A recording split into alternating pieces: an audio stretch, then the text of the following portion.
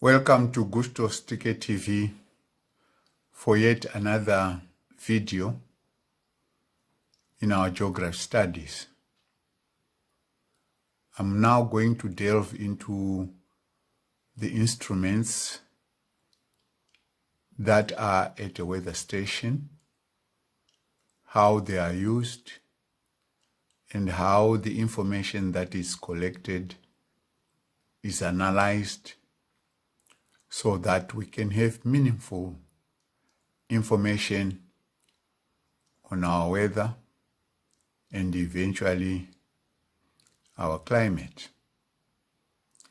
But before I start, if you have not yet subscribed, I'm asking you to press the subscribe button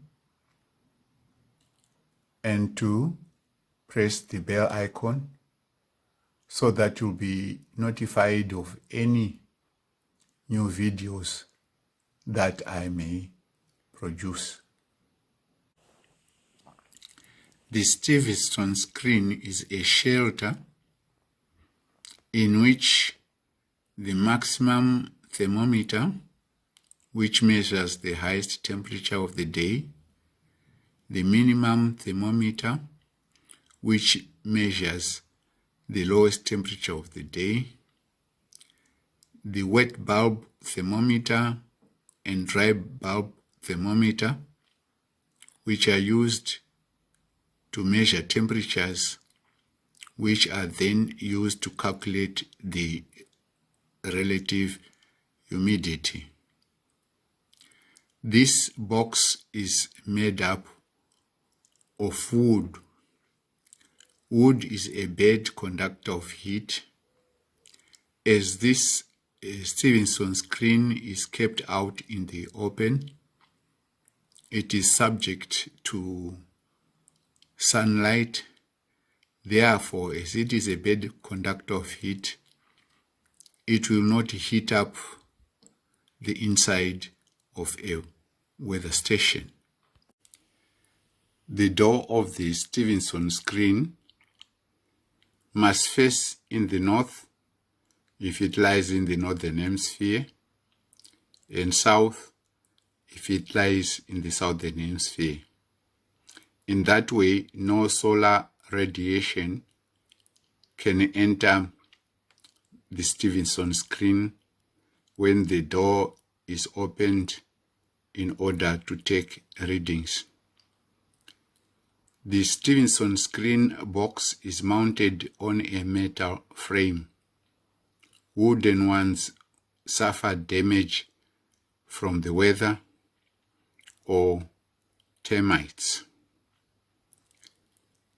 The ground on which it is mounted must have grass, which protects the Stevenson screen from any heat that may be generated on the ground. The screen is painted white to reflect incoming radiation from the sun.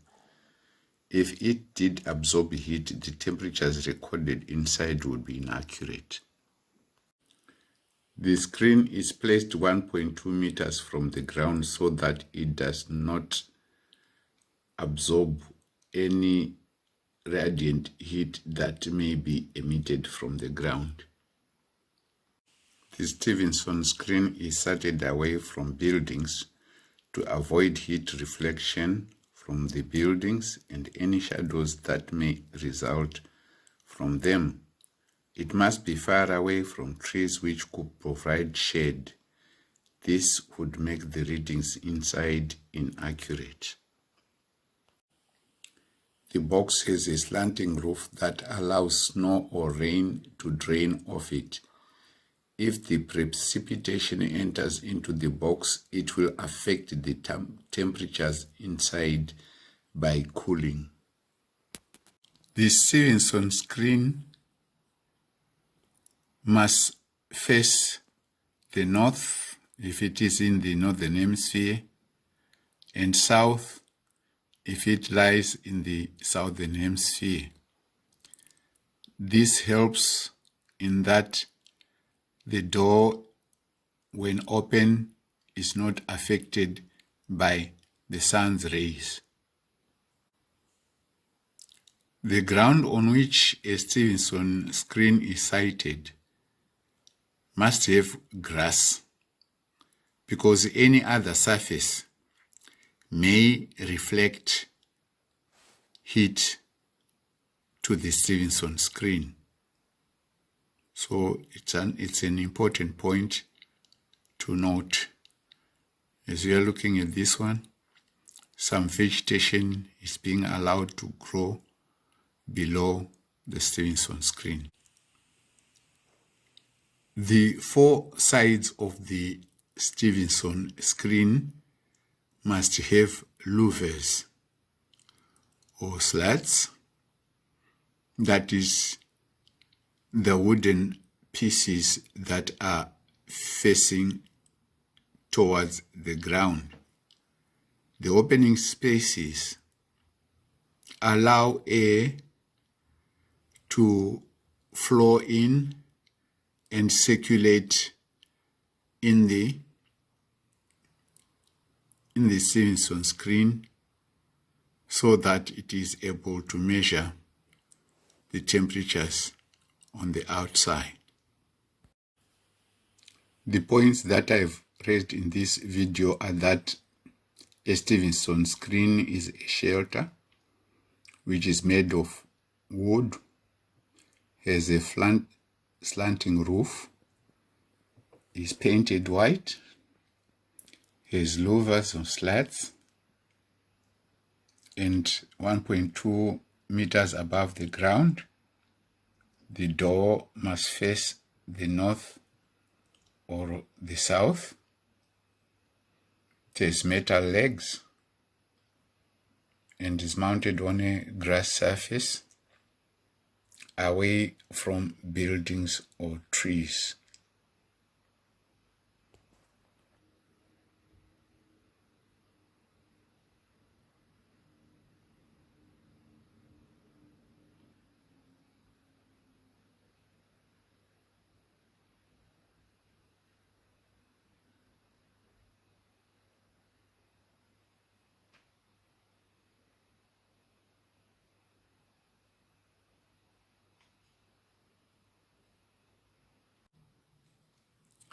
That was a summary of the weather station, and a number of points that I've raised, which are 9, are the ones that are asked for in your examination. I'm asking you to make a note of these points so that you can be in a position to get full marks on the question of the Stevenson screen.